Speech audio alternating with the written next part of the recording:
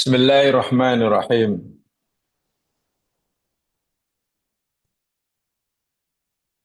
Alhamdulillahi rabbil alamin. Wal aqibatu lil muttaqin. Wala udwana illa 'alal zalimin.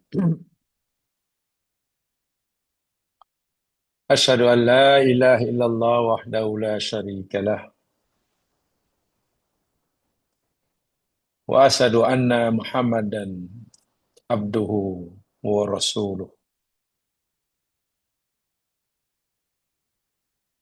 Allahumma salli ala Muhammad wa ala ali Muhammad.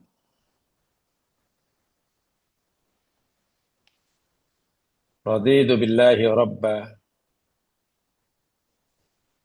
wa bil islami dina. Wa bi Muhammadin nabiyya wa rasulah. Rabbi shrah li sadri wa yassir li amri wahlul 'uqdatam min lisani yafqahu qawli. Amin ya rabbal alamin.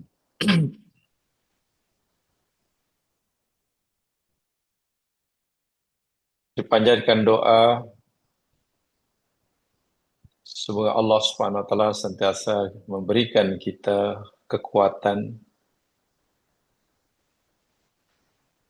keazaman, istiqomah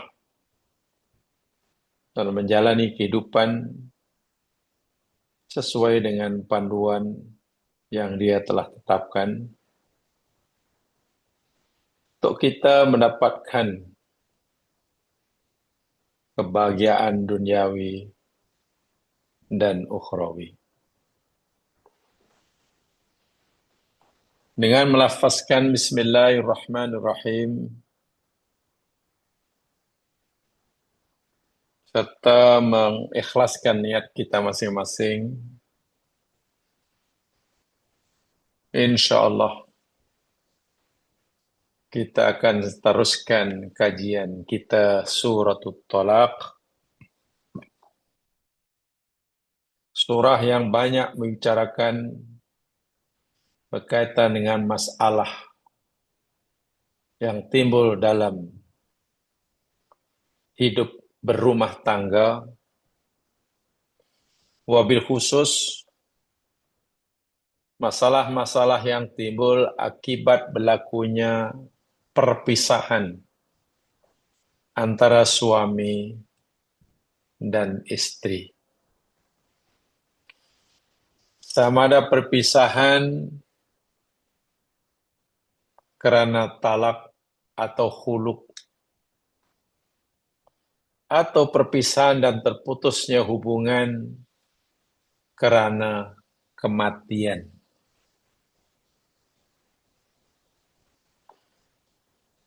Perkara yang amat ditekankan oleh agama apabila berlaku perpisahan antara suami dan istri, yakni masalah iddah. Masa menunggu yang diwajibkan oleh Allah kepada pihak perempuan yang diceraikannya sebelum ia harus dan dibenarkan untuk berkahwin semula dengan orang lain. Jadi hari ini kita akan teruskan kajian kita ayat yang keempat. Nah, lihat surah At-Talaq ayat yang keempat.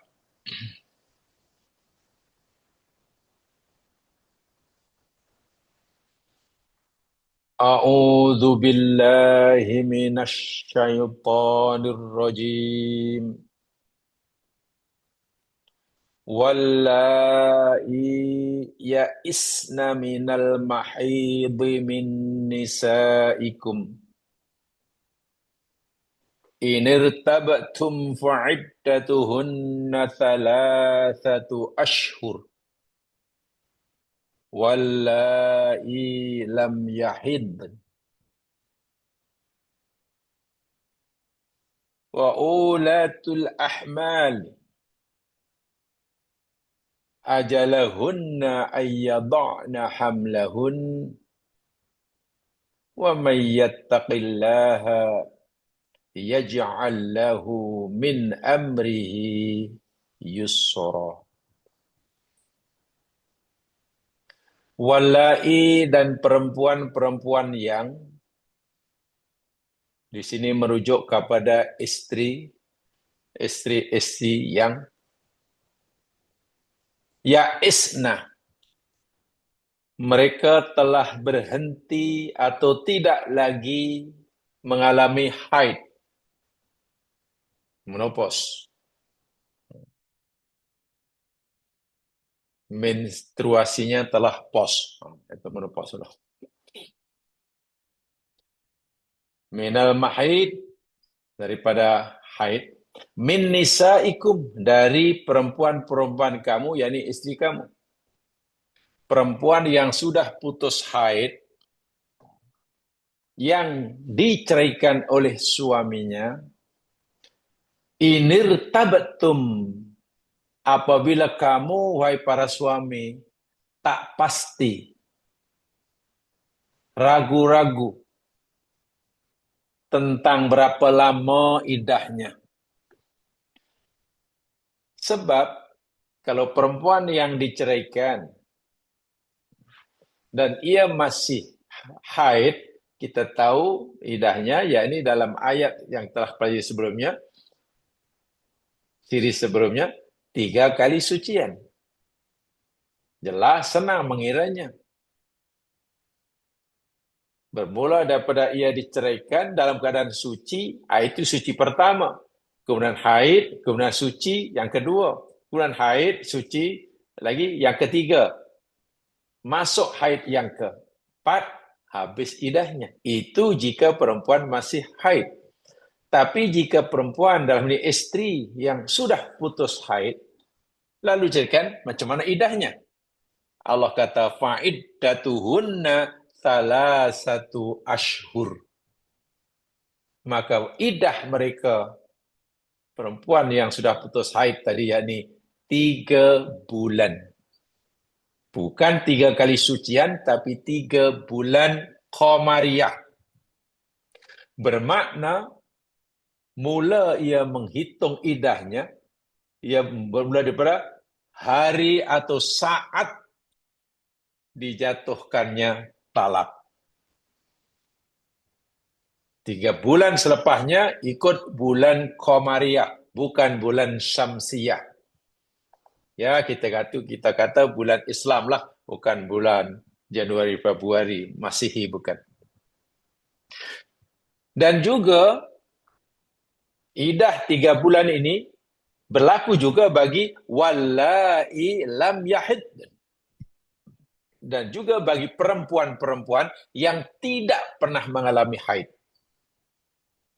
Daripada zaman kanak-kanak hingga dewasa, hingga telah kahwin, kemudian hingga mungkin diceraikan, tidak pernah haid. Jadi bila Allah kata perempuan yang tak pernah haid, maknanya adalah, walaupun mungkin jumlahnya tidak banyak. Tapi karena Allah kata, ya pasti ada. 3 bulan juga. Satu. Ini dah ada 2. Perempuan yang sudah putus haid, dan juga perempuan yang tak pernah haid. Yang ketiga, perempuan kita, wa ulatul ahmali, dan perempuan-perempuan yang sedang mempunyai kandungan. Itu terjemahan harfiah, maknanya perempuan sedang mengandung. Istri yang sedang mengandung kemudian diceraikan oleh suaminya.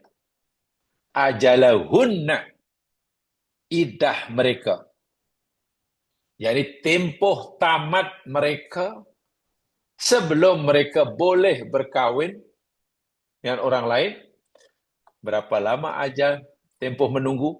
Ayyadha'na hamlahun, hingga mereka melahirkan kandungannya. Ayyadha'na hamlahunna, melahirkan, hamlun itu kandungan mereka. Bersalin. Habis bersalin, ya, habis idahnya.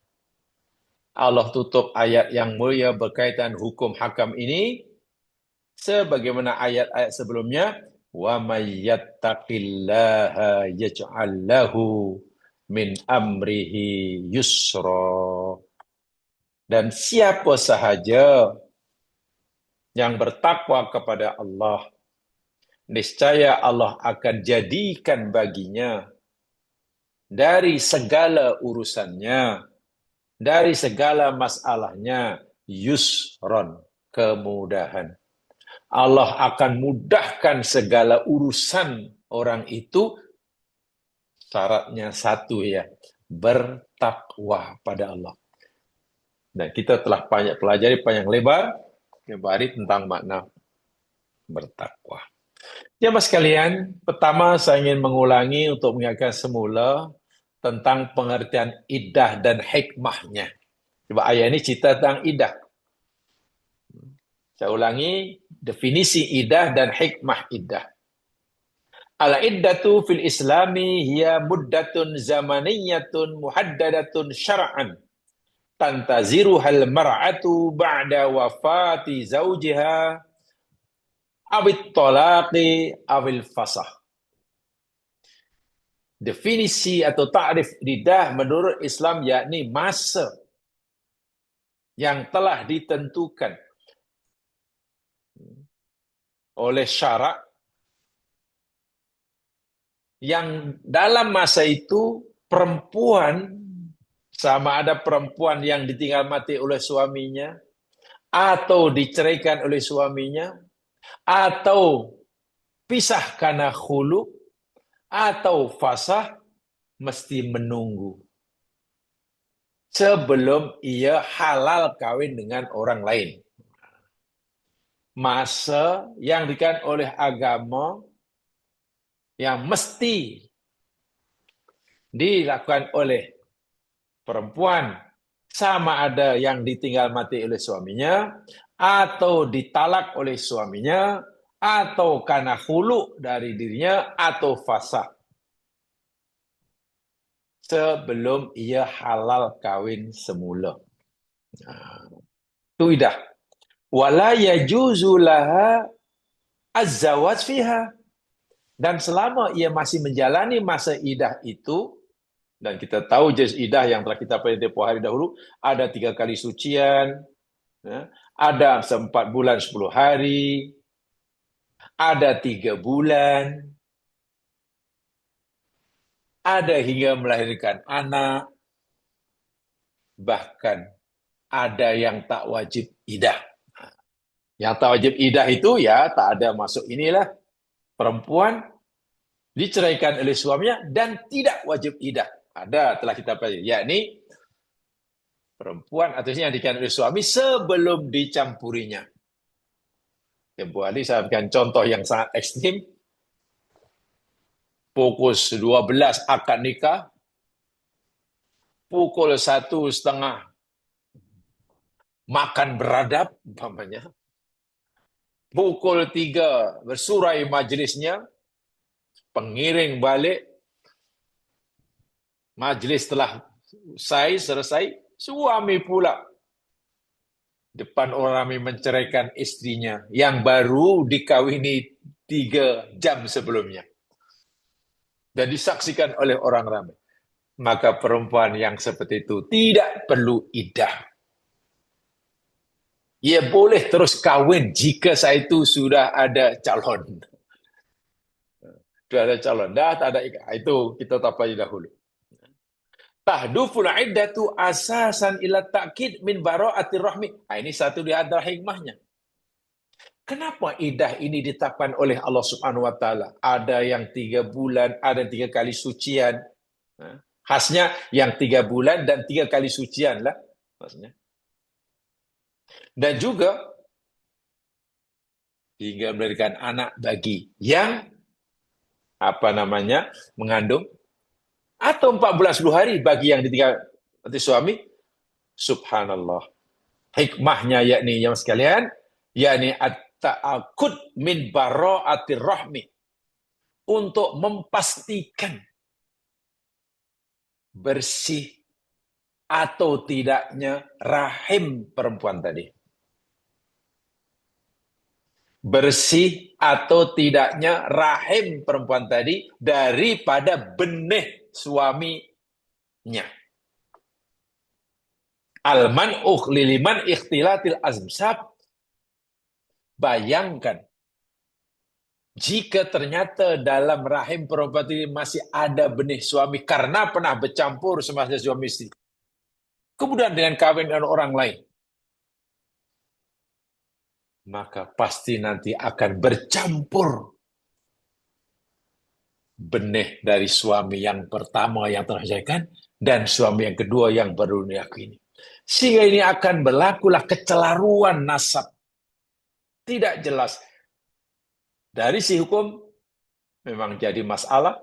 Daripada segi duriat pun, kesehatan pun pasti tidak selamat. Pasti tidak selamat. Tuh. Yakni masa yang ditentukan oleh agama untuk mengetahui, memastikan suci atau belumnya, suci atau tidaknya rahim perempuan tadi daripada benih suami yang menceraikannya. Lalu, kenapa mesti 3 bulan? Atau 3 kali sucian bagi yang masih haid? Subhanallah. Ya mas kalian, ini benar-benarlah mukjizat kepada Allah Subhanahu wa taala. Saya ingin bacakan ini hasil kajian para saintis, termasuk saintis muslim. Ya. Saya bacakan karena saya merujuknya dalam bahasa Arab. Ya. Jadi saya bacakan aslinya. Faqad asbatatid dirasatul hadithah anna ma'ar rajuli yahtawi ala snain wa sittina naw'an minal brutin. Terjemahannya. Kajian-kajian saintifik modern telah menetapkan bahwasanya sperm lelaki, spermatozoa lelaki mengandungi 62 jenis protein. Subhanallah. Kajian saintifik modern menetapkan bahwa sperma lelaki, spermatozoa lelaki, itu mengandungi 62 jenis protein. Isnani wa sittina naw'an minal brutin. Kemudian wa anna hadzal ma' yakhtalifu min rajulin ila akhar. Dan sperma ini berbeza antara lelaki A, lelaki B, lelaki, semua berbeza-beza. Falikulli rajulin basmah. Dan tiap-tiap lelaki, sperma lelaki tadi, ada namanya basmah. Basmah itu, kalau ibarat ciri keselamatan diri kita macam cap jari, macam fingerprintnya. Jadi ada tanda-tanda khusus, ciri-ciri khusus bagi setiap lelaki, sperma lelakinya. Ada sehingga membezakan ini spermatozoa A, ini spermatozoa B, ini karena ada ciri-ciri khusus yang tidak sama dengan yang lain. Jadi ibaratnya macam cop jari. Itu namanya basmah. Fi rahmi zaujatihi. Dan jika si lelaki atau suami itu telah mengadakan hubungan suami istri, nah maka spermatozoa itu ada di situ yang setiap selnya mengandung 62 protein tadi. Wa idza tazawwajat min rajulin akhar ba'da talaq mubasyarah. Sebab itu jika seorang perempuan, dalam ini istri, yang diceraikan oleh suaminya, yang telah ada dalam rahimnya, benih suaminya tadi. Benih suaminya. Terus dia kawin serta-merta. Diceraikan hari ini, lusa kawin. Sedangkan dalam rahimnya, tuh, ada benih lagi, ada basmah. Di situ ada ciri khusus, sifat khusus bagi suaminya yang ada mempunyai 62 protein tadi. Apa akan berlaku? Qad tusabul mar'atu bimaradin surtanil rahmi liduhuli akthar min basmatin mukhtalifatin firrahmi. Maka boleh jadi kemungkinan besar perempuan tadi akan dijangkiti, diserang penyakit kanker rahim. Karena banyaknya basmah, banyaknya spermatozoa yang punya identiti khusus bercampur dalam rahimnya. Bukan hanya satu, tapi mungkin dua. Dan pencampuran ini akan menyebabkan ketidakseimbangan atau kemadorotan bagi keselamatan kesehatan rahim perempuan tadi. Itu dari segi saintifiknya. Sehingga waqad asbatat al-abhath al-ilmiyah, kajian saintifik telah menunjukkan, telah menemukan rahasia di sebalik masa idah yang Allah tetapkan 3 kali sucian bagi yang masih haid atau 3 bulan bagi yang sudah putus haid. Rahasianya luar biasa dari segi kesehatan menurut kajian saintifik. Yakni anna awwala haidin ba'da talaqil mar'ah yuzilu min isnain wa talathin ila khamsin wa talathina miyah.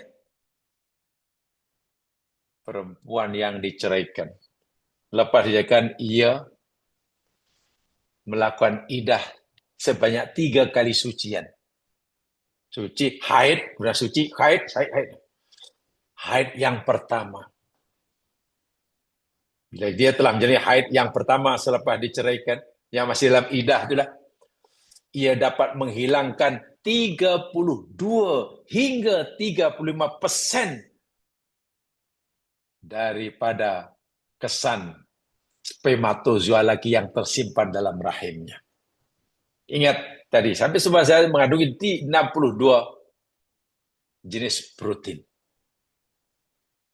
Haid yang pertama boleh menghilangkan 32 hingga 30%. Sudah mulai kurang.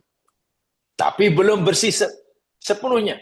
Wa tuzilul haidatu tsaniyah min 67 mi'iyah ila isnain wa sab'ina mi'iyah. Datang haid yang kedua. Suci, haid, yang kedua. Haid yang kedua dapat menghilangkan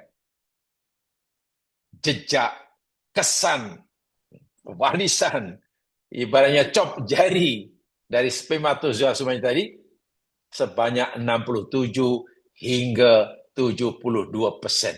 Sudah bersih. Rahim perempuan itu sudah bersih. Dan tahap bersihnya, bebasnya daripada peninggalan suaminya hingga 70%.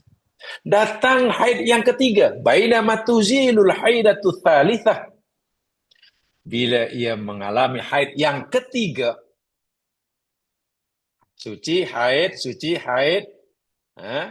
Suci, haid itu ya, tuzilu, menghilangkan 99,9%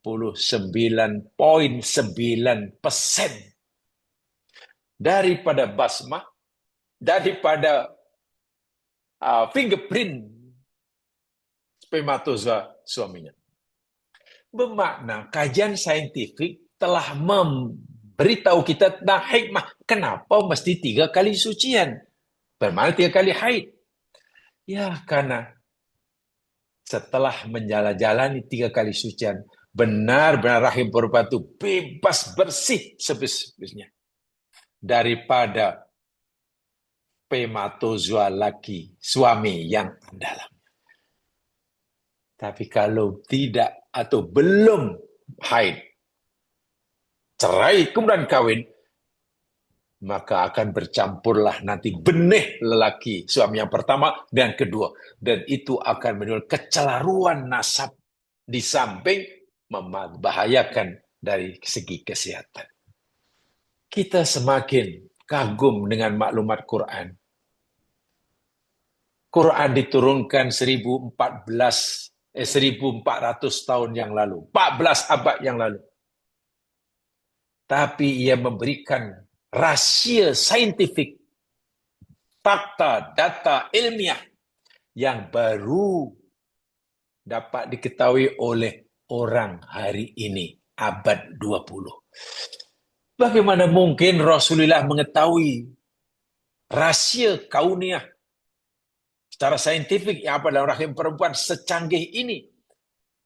Sedangkan Nabi hidupnya di padang pasir 14 abad yang lalu. Nabi tak baca, tak tulis. Masyarakatnya pun kebanyakannya buta huruf. Ini bukti bahwa Quran bukan ucapan Rasulullah.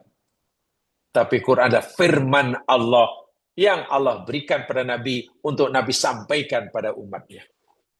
Jadi benar-benar Al-Quran mengandungi maklumat saintifik, fakta-fakta ilmiah yang kebenarannya baru, Masya Allah, diketahui abad kini. Wahuna yakunur rahim. Wahuna yakunur rahim. Qad tamma tadhiruhu minal basmati sabiqah. Dan apabila perempuan itu telah menjalani 3 kali sucian atau haid, maka sempurnalah sudah. 100% rahimnya bebas suci daripada basmah, daripada fingerprint spermatozoa suaminya yang lalu. Wasara musta'idan listiqbali basmatan ukhra. Subhanallah. Dan rahim perempuan tadi telah bersedia untuk menerima benih yang baru dari orang yang baru. Sehingga nanti lahirlah nasab yang benar-benar jelas nasabnya dari keturunannya. Ya, kita mungkin boleh katakan DNA-nya murni.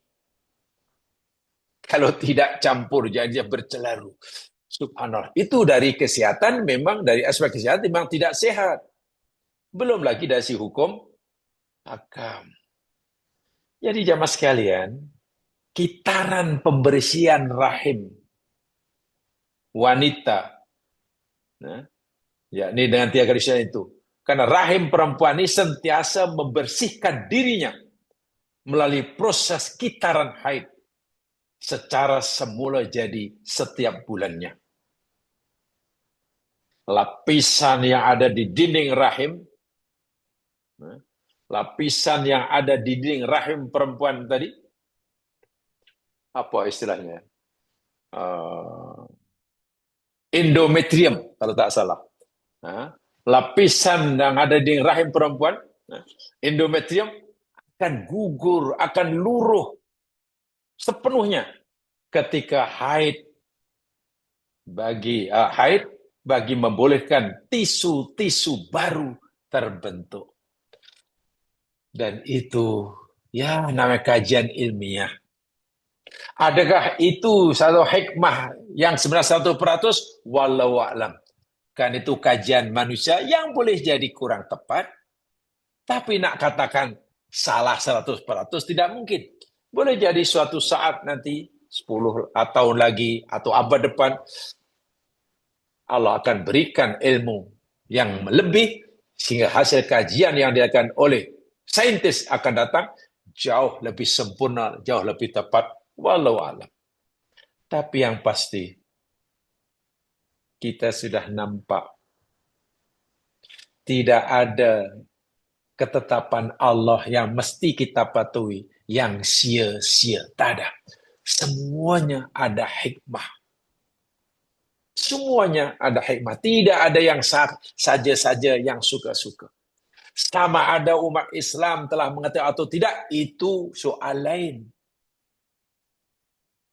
Bagi orang Muslim yang ingin mengetahui hikmah di sebaliknya, Allah persilakan. Sehingga dia bukan hanya meyakini kebenaran firman Allah, tapi juga dapat mengetahui bukti kebenarannya. Iman yang itu pasti akan menjadi lebih kuat. Kita yakin iddah itu ketetapan Allah. Sebab itu kita kena patuh. Ya Alhamdulillah. Tapi kalau kita dapat mengetahui hikmahnya secara saintifik, keyakinan kita akan semakin kuat, keyakinan kita akan semakin kukuh, karena kita dapat melihat tidak ada ketetapan Allah. Sama ada ia berupa perintah yang mesti kita kerjakan, ataupun larangan yang mesti kita tinggalkan, melainkan di sana ada rahasia yang luar biasa demi manfaat manusia. Bukan untuk kepentingan Allah. Kebaikannya untuk kita. Allah tidak mendapatkan apa-apa manfaat, keuntungan dari peraturan yang ia tetapkan buat hambanya. Buat hambanya. Ini luar biasa, ya, sangat-sangat luar biasa. Nah, ada pun yang tidak haid tadi dikatakan 3 bulan, 3 bulan. Ya, mas kalian. Jadi itu jelas sekali kalau dalam bahasa ya ini untuk mati bara'atur rahmi, untuk mengetahui suci atau tidaknya rahim perempuan tadi. Sebab itu diwajibkan iddah. Kecuali itulah yang sempat saya katakan, perempuan diceraikan oleh suaminya sebelum ia bercampur. Itu tidak ada iddah, tidak ada iddah. Ihtiramu hurmati zawaj. Habis kalau perempuan yang ditinggal mati pun perlu iddah, Kemana? Ya, di samping untuk mati bersih atau tidaknya, ihtiramu hurmati zawaj. Jadi untuk memuliakanlah, menghormatilah kemuliaan perkawinan itu. Isbatul wafa'i zaujah li zaujiha al-mutawaffa.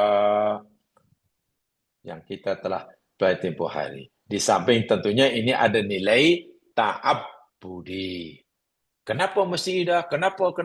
Walaupun ramai orang belum mengetahui hikmah secara saintifik, di sebaliknya, itu ada nilai ibadah. Buat saja apa yang suruh. Dan itu ibadah. Dan ibadah sebenarnya, ya kita kena patuh tanpa menyoal. Tanpa soal. Tapi kita dipersilakan oleh Allah untuk mengkaji apa hikmah kebaikan di sebaliknya. Nah, biasanya orang Islam agak lambat mengkajinya ini. Mereka hanya terima bulat-bulat, dan kadang keinginan untuk mengetahui itu lemah orang Islam. Sehingga kadang-kadang yang lebih awal, lebih dahulu mengetahui kebaikan di sebalik peraturan Allah justru non-Muslim. Saintis-saintis Muslim rajin mengkajinya. Orang Islam yang membaca Al-Quran, menghafalnya, malah malas untuk mengkajinya. Itu satu kekurangan ya yang ada dalam di kita. Jadi Sangat jelas dari sudut pandang sains, keadaan di mana seseorang perempuan tidak pernah haid, contohnya, tak pernah datang haid, ya, yang dipanggil sebagai inqita'u tamthil awali dalam bahasa Arabnya. Perempuan yang tak pernah haid itu disebut sebagai inqita'u tamthil awali. Keadaan ini secara dari sudut perubatan, ya tentu adalah puncanya kenapa mereka tidak melakukan seperti itu. Ya mah, saudara-saudaraku seiman dan seagama, ketika ayat ini turun, baik kembali kepada ayat. Ketika ayat ini turun, Allah berfirman, dan perempuan yang telah putus haid dari istri kamu yang kamu ceraikan, bila kamu ragu atau tak pasti, iddahnya berapa lama? Hendaklah 3 bulan. Hendaklah 3 bulan. Masa ayat ini turun seperti itu, mas sekalian, tiba-tiba kata Ubay bin Ka'ab ada. Ubay bin Ka'ab bertanya pada Rasulullah. Ubay bin Ka'ab ini sahabat Nabi. Mendengar Nabi beritahu perempuan yang sudah putus haid, bila kamu ceraikan, iddahnya yakni 3 bulan. Lalu Ubay bin Ka'ab kata, Ya Rasulullah, inna nasan yakuluna qad bakiya minan nisa'i malam yakuna fi syai'un. Yani as-sighar wa hamli. Ya Rasul, ramai orang yang tanya. Yani ada jenis kaum perempuan yang iddahnya tidak disebut dalam Al-Quran.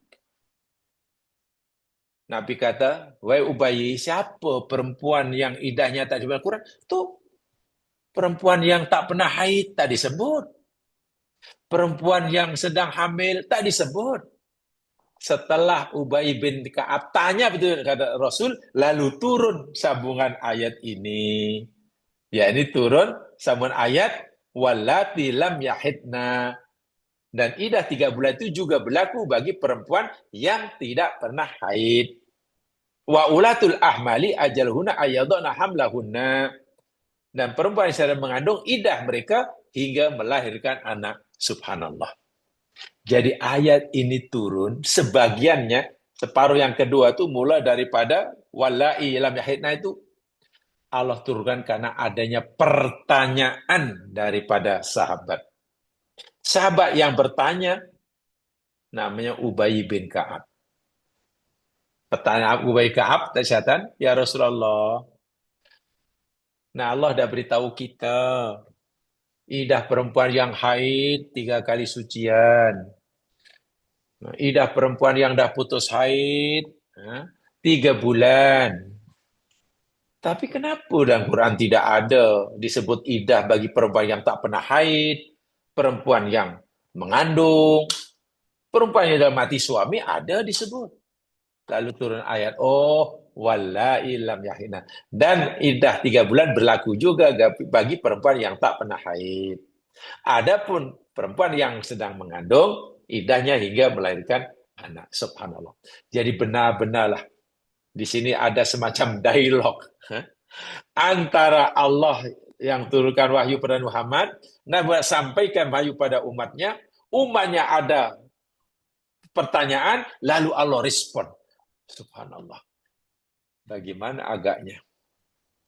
Bagaimana mungkin iman sahabat tidak kuat? Pasti kuat imannya. Karena pertanyaannya langsung direspon oleh Allah. Dirakamkan dalam Al-Quran. Dan sekarang kita boleh membacanya. Coba kita bayangkan.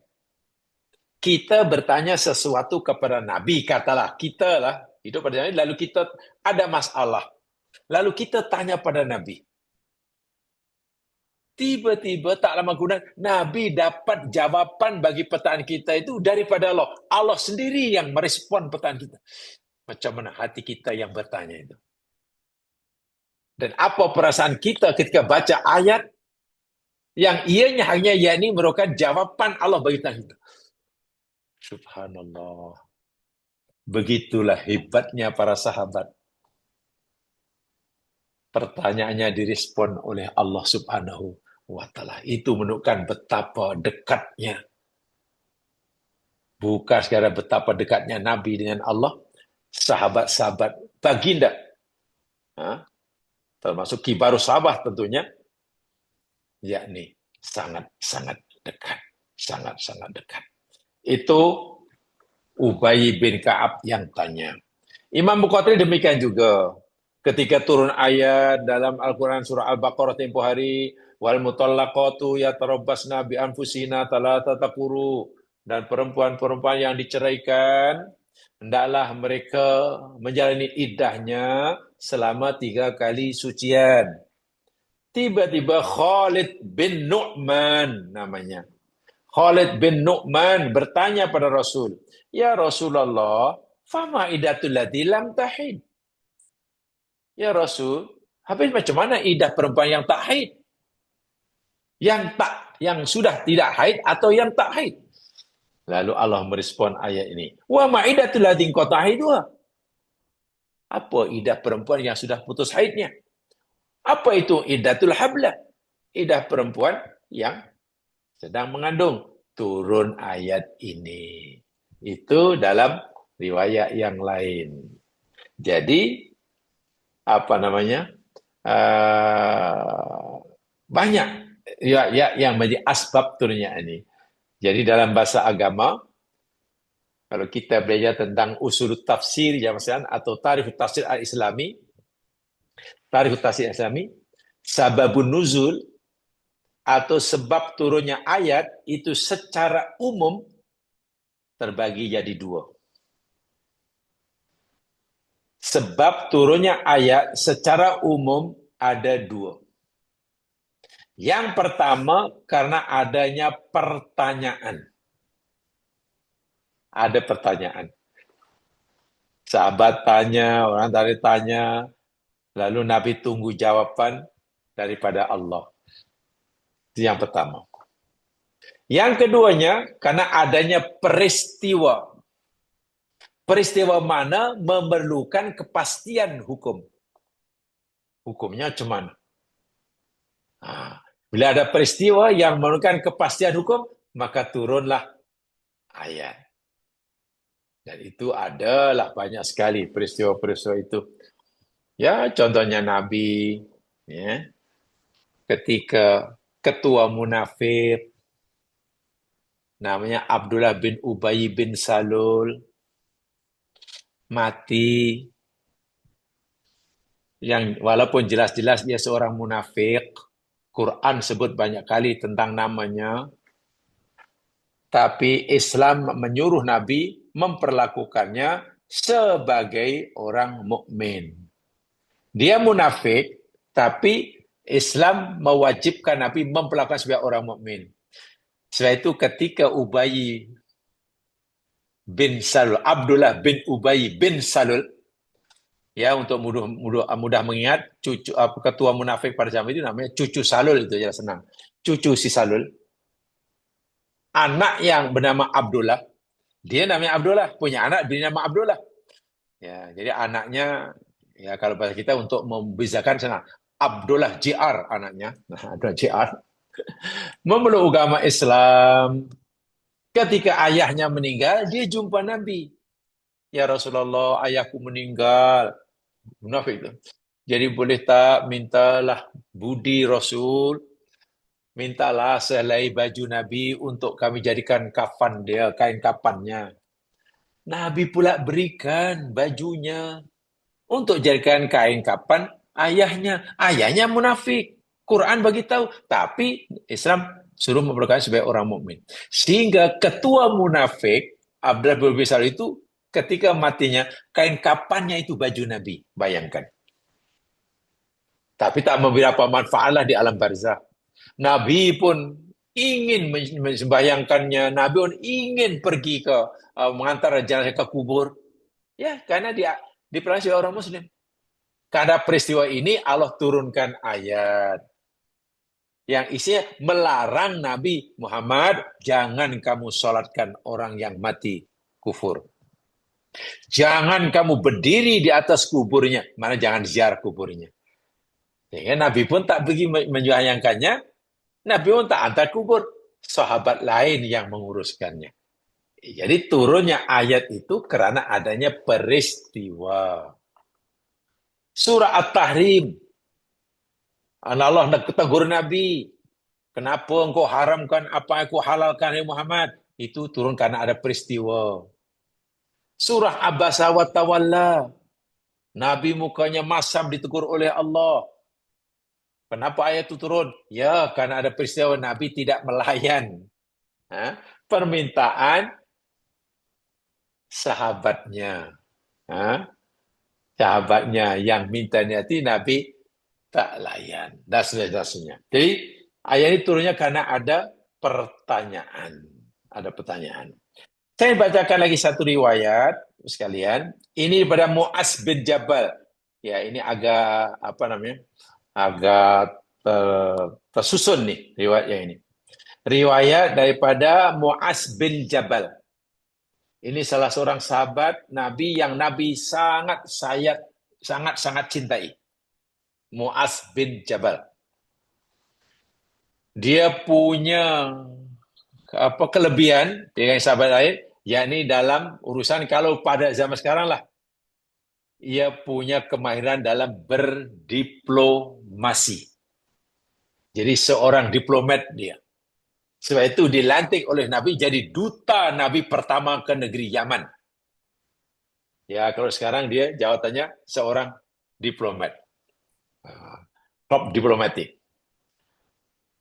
Mu'az berkata, Ya Rasulullah, qad arafna iddatallati tahid. Ya Rasul, kami semua sudah tahu berapa lama idah bagi perempuan yang masih haid. Fama iddatul lati lam tahid. Lalu berapa lama idah bagi perempuan yang tak pernah haid? Lalu turunlah ayat ini. 3 bulan. Dan juga idah bagi perempuan yang tidak pernah haid atau yang dah putus haid, yakni 3 bulan. Ayat ini turun. Setelah ayat ini turun, oh idahnya 3 bulan.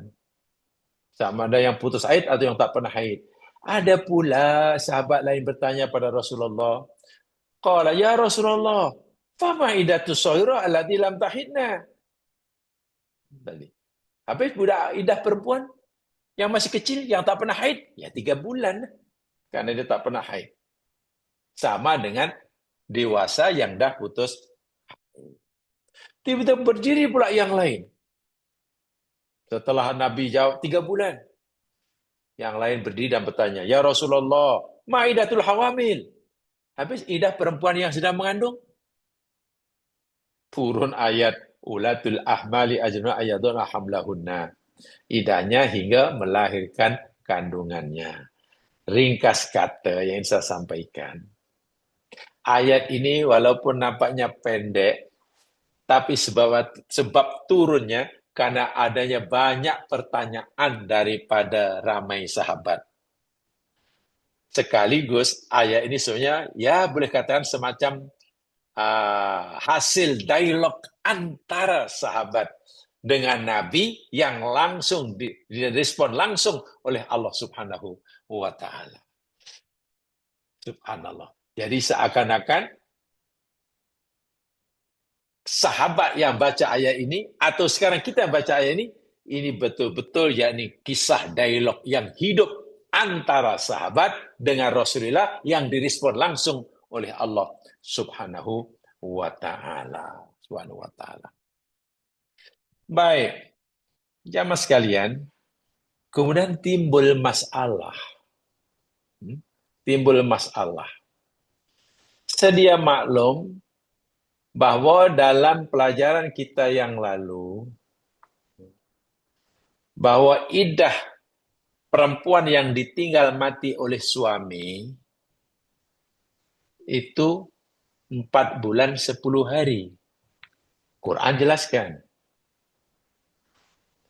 Idah perempuan hamil hingga melahirkan anaknya. Jelas itu Quran. Tapi rupanya masih ada perempuan yang idahnya tidak disebut secara terang oleh Al-Quran. Ya, kita dah pelajari ya, saya ulangi sekali. Idah perempuan yang masih haid ada 3 kali sucian. Idah perempuan yang putus haid 3 bulan. Yang tak pernah haid 3 bulan. Yang sedang mengandung hingga melahirkan anak. Yang ditinggal mati oleh suami 4 bulan 10 hari.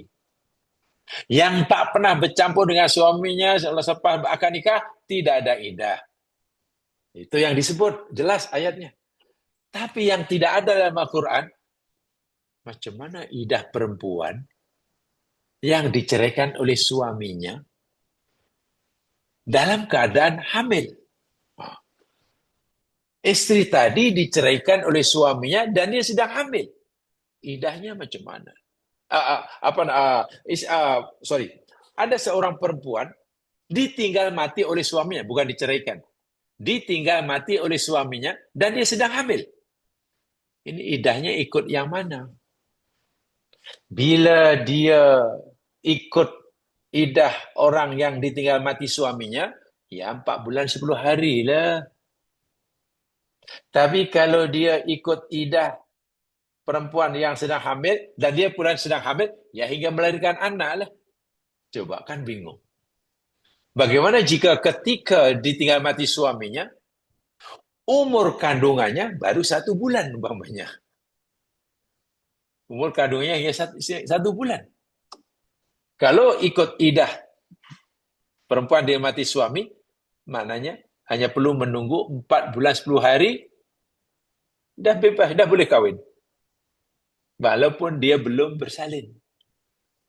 Itu kalau ikut iddah perempuan ditinggal mati suami, ditinggal mati suami. Tapi kalau ikut iddah orang perempuan yang hamil, ya tunggulah hingga bersalin, tunggu 8 bulan lagi. Atau bagaimana jika perempuan ditinggal mati suaminya, waktu itu sedang mengandung 9 bulan. 9 bulan. Hari ini suaminya meninggal, 5 hari selepasnya melahirkan anak. Nah, itu kalau menunggu 4 bulan 10 hari atau sudah habis iddahnya. Di sinilah ulama berbeza pendapat. Paling tidak, jemaah sekalian, di sini hanya saya betul menyampaikan 2 saja. Kalau ikut pendapat Ali bin Abi Thalib, perempuan yang ditinggal mati suaminya, sedangkan ia dalam keadaan mengandung, maka iddahnya mesti memilih mana yang lebih lama, mana yang lebih panjang. Jika iddah kematian suami lebih lama, ya ikut dialah. Contoh, ketika dia mati suaminya, umur kandungan 9 bulan. 5 hari sebelumnya melahirkan anak, iddahnya belum habis lah, kena 4 bulan 10 hari yang lama. Atau ketika suaminya meninggal, umur kandungannya baru 2 bulan. Ya tunggulah yang lama hingga melahirkan anak 7 bulan. Itu kata Ali. Dan ada juga yang mengikutinya. Memilih mana yang lebih panjang. Tetapi, ada tetapinya. Ada riwayat yang sekalian. Dan riwayat ini kaitan dengan sahabat Nabi, namanya Sabi'ah binti Haris al-Aslamiyah. Sabi'ah binti Haris al-Aslamiyah. Waktu itu, suaminya meninggal. Ditinggal mati oleh suaminya. Suaminya namanya Sa'ad bin Khawlah. Dan ini berlaku pada Hujjatul Wada. Ketika Nabi sedang melaksanakan fardu haji yang pertama dan terakhir. Namanya Haji Wada.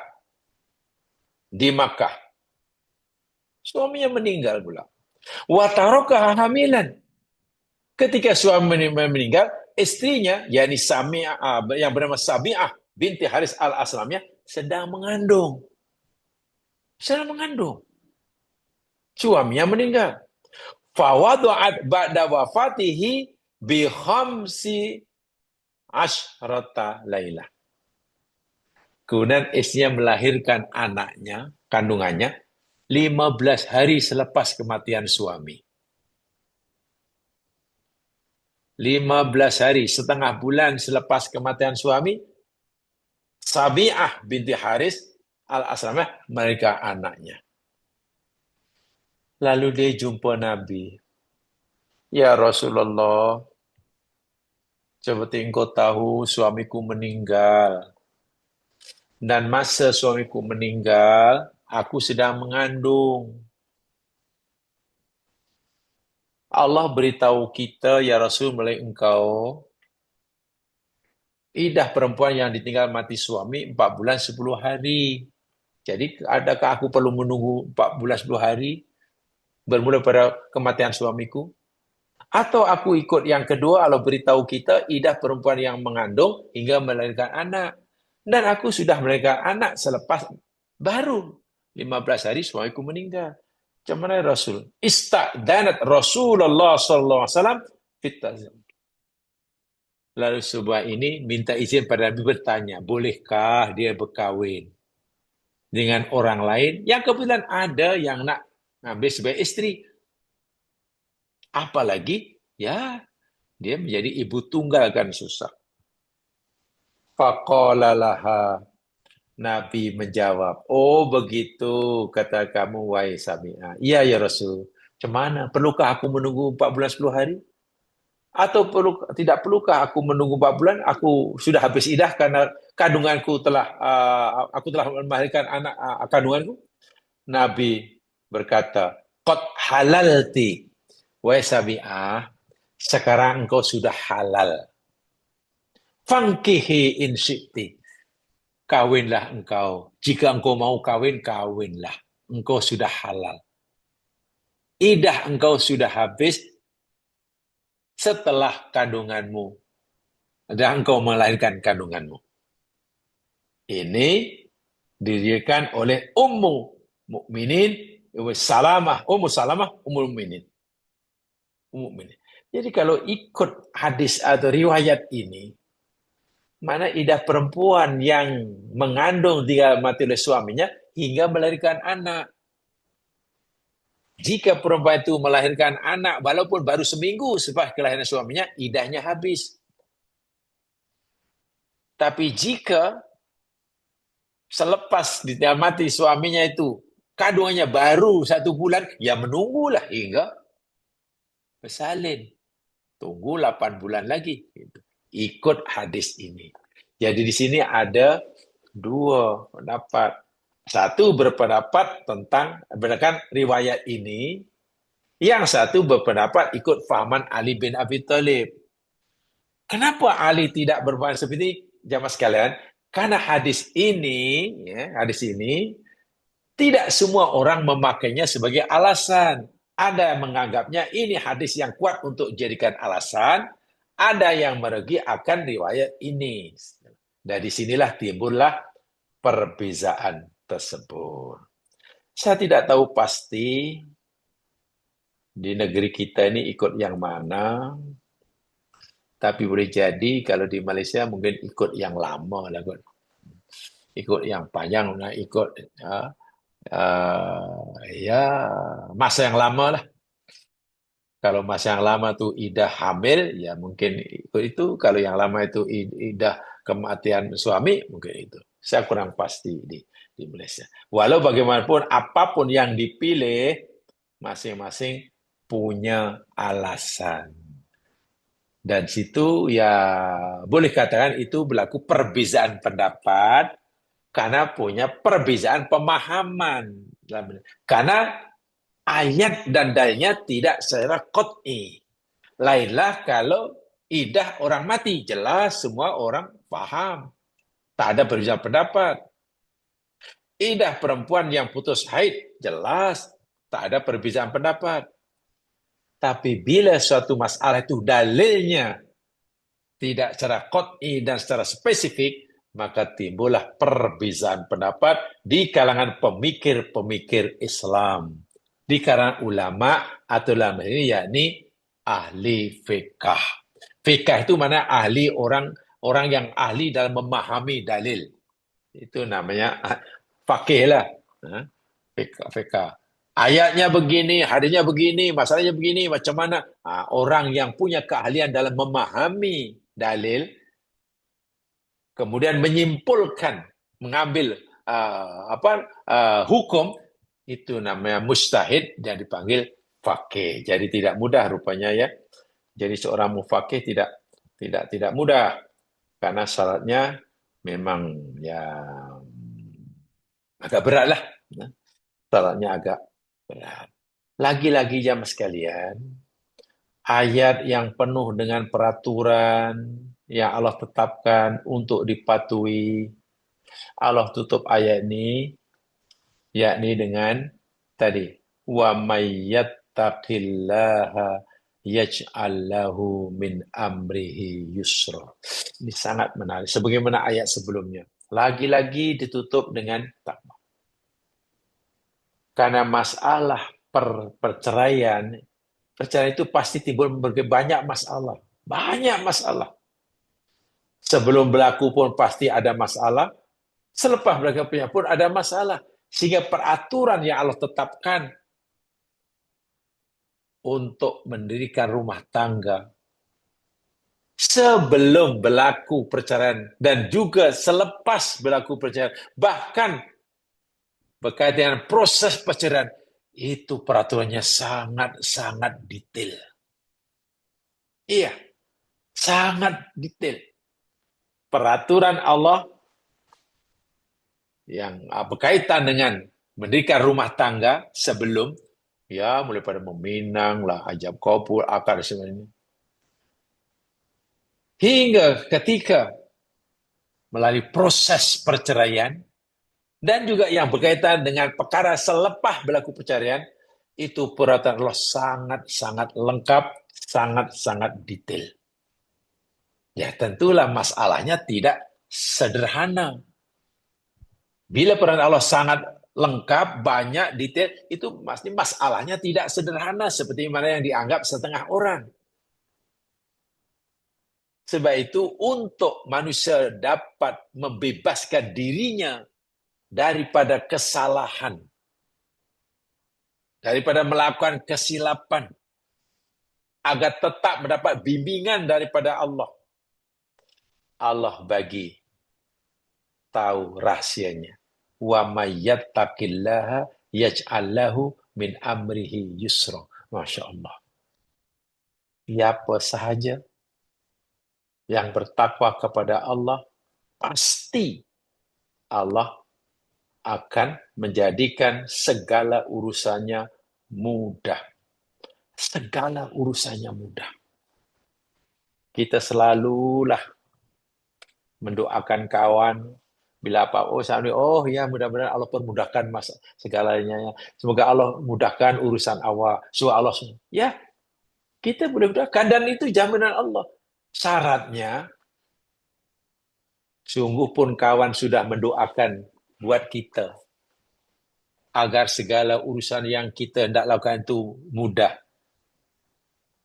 Ya, doa kawan itu mungkin tidak memberi kesan apa-apa jika kita sendiri tidak berusaha untuk bertakwa. Sebab kunci kemudahan yang Allah tak berikan kepada kita bagi masalah ketakwaan kita pada Allah. Bukan semata-mata doa kawan.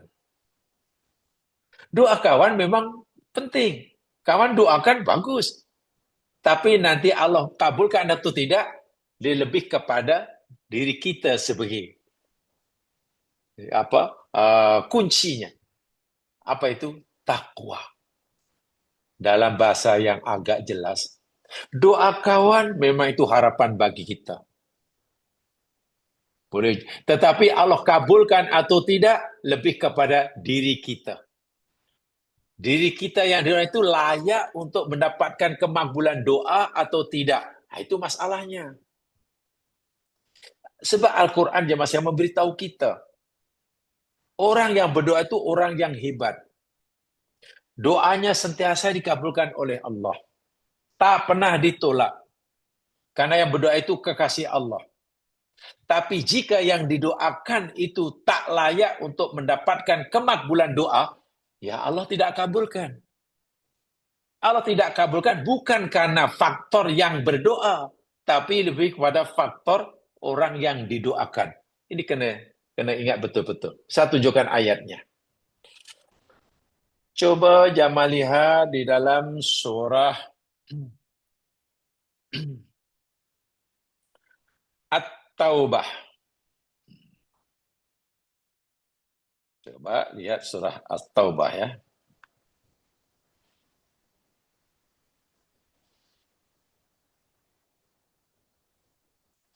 Ayat yang ke-80. Surah 9 ayat 80.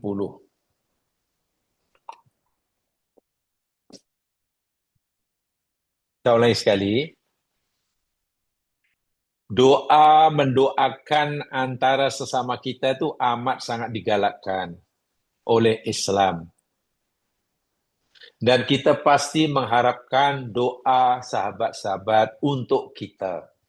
Ya, dan itu memang disuruh. Kita pun disuruh mendoakan orang. Tetapi, ingat,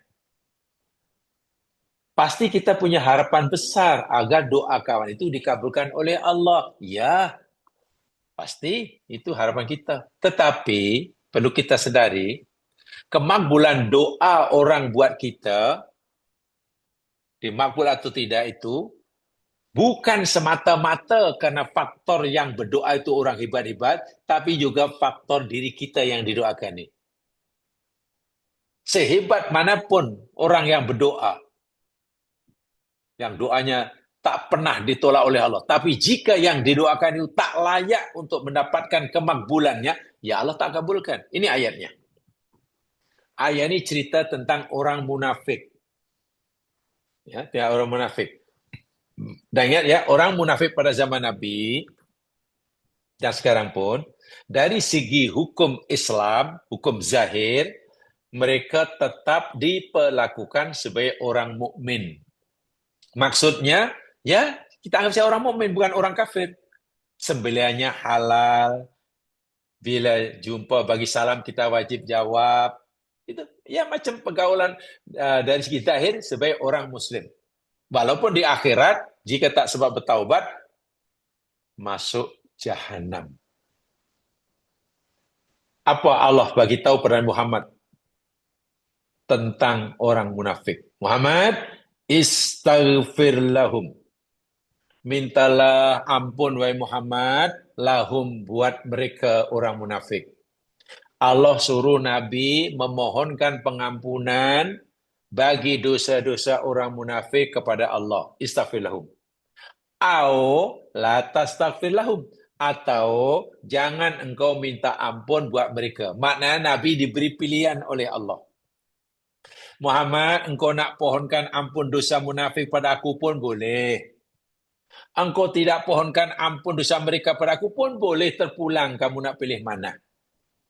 Allah beri kebebasan pada Nabi untuk pilih nak mohon pengampunan bagi orang munafik atau tidak. Tapi Allah dah bagi tahu ketetapan Allah. Ketetapan Allah yakni in tastaghfir lahum Muhammad, jika engkau memilih untuk memohonkan pengampunan bagi dosa-dosa mereka orang munafik pada aku, sab'ina marratan, 70 kali sekalipun, bukan sekali, 70 kali, falayyaghfirallahu lahum. Maka sekali-kali Allah tidak akan ampunkan dosa mereka. Coba perhatikan ayat ini. Nabi kekasih Allah, doanya makbul. Iya, makbul doa Nabi. Dan Nabi diberi pilihan oleh Allah, memohonkan pengampunan bagi dosa munafik atau tidak terpulang. Tapi Allah beritahu, Jika engkau memilih untuk terus memohonkan pengampunan bagi dosa orang-orang munafik padaku, wahai Muhammad, walaupun sebanyak 70 kali sekalipun, aku sebagai Allah Tuhan semesta alam tidak akan ampunkan mereka. Cemana nih? Adakah di mana doa Nabi sudah kehilangan power? Tak ada. Bila Allah tak kabulkan, bukan mana Nabi tak layak untuk dimakbulkan doanya. Bukan Allah sudah tidak mau dengar doa Nabi. Ini bukan faktor Nabi yang berdoa, tapi faktor yang didoakan. Orang-orang itu orang yang tak layak dapat kemakbulan doa kepada Allah. Hatta jika sekiranya yang memohonkan pengampunan itu Nabi sekalipun. Subhanallah. Ini yang perlu kita fahami. Orang boleh mendoakan kita dan kita boleh minta. Mudah-mudahan diberi kesembuhan, mudah-mudahanlah diringankan bebanannya, mudah-mudahan dan dibuka urusan. Iya, kan kita seronok. Tapi ingat, kunci kemakbulan itu lebih kepada diri kita sendiri. Kita layak atau tidak mendapat kemakbulan doa yang dilakukan oleh kawan kita itu. Apa kelayakan yang mesti ada? Yang saya itu bertakwa kepada Allah. Bahkan tahukah kita jemaah sekalian, ketika ayat ini turun, di mana Allah mengatakan, jika engkau memohonkan keampunan bagi dosa orang munafik 70 kali sekalipun, Muhammad, aku tak akan ampunkan. Lalu Nabi memohonkan pengampunan pada Allah bagi dosa munafik, bukan 70 kali, lebih daripada itu. Mungkin 100 kali, mungkin 200 kali. Lalu Nabi kata, ya Allah kata, bila aku pohon kau 7 kali tak ampunkan, mana tahu kalau aku pohon kau 100 kali Allah ampunkan. Tapi tetap juga tidak diampunkan oleh Allah. Itu kan bahwa Nabi ini sangat-sangat mengambil berat nasib umatnya. Walaupun umatnya ini munafik sekalipun, tapi dari segi zahir mesti diperlakukan sebagai orang Muslim. Sebagai orang Muslim. Sebab itu jamaah sekalian, ini mustahak. Faktor diri kita, ini mustahak. Bahkan jika sekiranya tak ada orang yang mendoakan kita sekalipun. Jika seandainya ya, wa'iyadzubillah, yang kita tak nak, tentu tak mengharapkan tak ada orang berdoa baik untuk kita. Tapi ini sekadar contoh. Jika sekiranya tak ada seorang pun yang berdoa untuk kita, tetapi kita telah benar-benar melakukan ketakwaan yang sebenar-benarnya kepada Allah, sesuai dengan ketetapan Allah, ya Allah akan berikan kemudahan bagi urusan kita. Karena memang faktor individu kita itu sangat menentukan. Apalagi kita sudah bertakwa dibantu pula oleh doa orang lain. Nah ini. Tapi kadang itulah orang terlalu seronok dan begitu yakin bahwa hidupnya akan senang maksudnya karena didoakan oleh orang lain. Apa yang berdoa siapa? Oh, saya betul-betul petuah lah. Saya didoakan. Mudah-mudahan saya husnul khotimah dan saya masuk surga tanpa hisab. Karena saya didoakan oleh imam satu Masjidil Haram, umpamanya. Imam Masjidil Haram ketika jadi imam sholat tarawih hari terakhir Ramadan, baca doa yang sangat panjang, diaminkan oleh sejuta orang Islam makmum. Dan selalu ada doanya sambil menangis-nangis, mendoakan agar diriku, namaku disebut oleh Imam Masjidil Haram. Agar Allah berikan aku husnul khotimah dan masuk surga tanpa hisab. Diaminkan oleh sejuta makmum, didoakan oleh imam satu Masjidil Haram sampai menangis di depan Ka'bah. Ya kita bertuah bila kita doakan seperti itu, memang. Tapi adakah doa mereka Allah kabulkan atau tidak? Bukan pada faktor mereka, bukan ada karena faktor mereka, tapi diri kita. Diri kita ini layak atau tidak dapat kemakbulan doa. Kalau orang yang diwakilkan itu sendiri tak ada usaha untuk mendapatkan husnul khotimah, tak ada usaha. Dia tetap saja dalam perangai yang lama.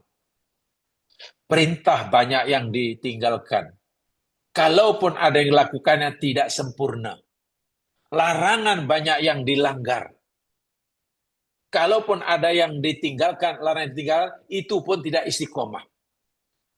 Ya pastilah doa dipanjatkan oleh Imam Syarom pun mungkin tidak memberi kesan apa-apa.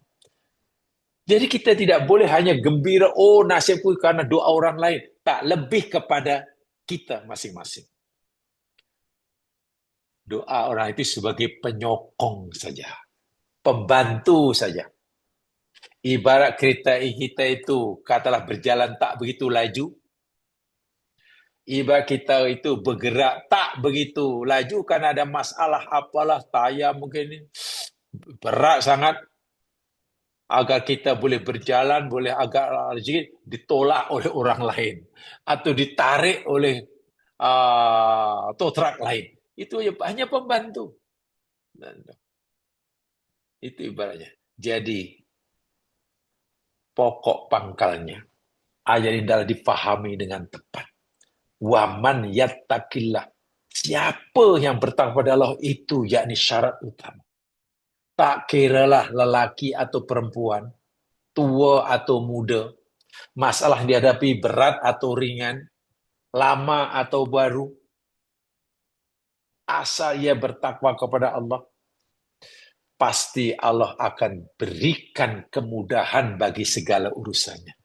Jadi kunci kemudahan dalam hidup, senang, tak ada bebanan, tak ada tekanan, jauh sekali daripada mengalami stres. Jauh, depression apalagi, takwa. Dan takwa itu makanan hati. Makan hati. Seberat apapun ujian, menjadi ringan bila hati itu bertakwa. Bukan karena ujiannya Allah kurangi menjadi ringan. Tapi dengan takwa diri kita ditambahkan kekuatannya bagi menghadapinya. Contoh mudah bila kalau sebagai analogi lah. Nanti saya tunjukkan ayatnya.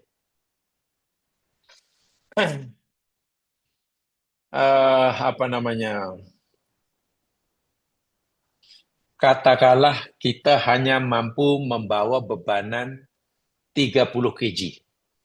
30 kg kita angkat mampu. Tapi tiba-tiba kita disuruh mengangkat bebanan seberat 50 kg. Macam mana tuh? Ya tidak mampulah kita. Kita hanya mampu bawa 30. Tapi kita dihadapkan untuk mengangkat beban 50 kg. Bila kita bertakwa di baratnya, bebanan tetap 50 kg yang kita disuruh mengangkatnya. Macam mana agar kita mengangkat? Kekuatan kita ditambahkan oleh Allah. Daripada mula kita hanya punya kekuatan untuk mengangkat bebanan 30, Allah beri kita kekuatan hingga mampu mengangkat 60 kg.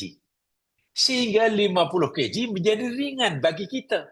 Bukan 50 kg dikurangi jadi 20, tetap 50 kg. Tapi kekuatan kemana kita ditambahkan oleh Allah. Itu maksudnya.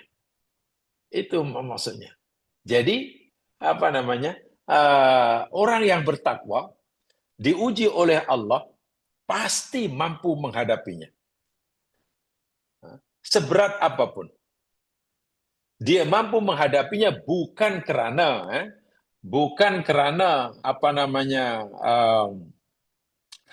musibah itu diringankan kadarnya, sama sekali tidak. Tetapi kemampuan untuk menanggung musibah itu ditambahkan oleh Allah. Makin kuat. Sehingga kekuatan menghadapi musibah jauh lebih besar daripada musibah itu sendiri.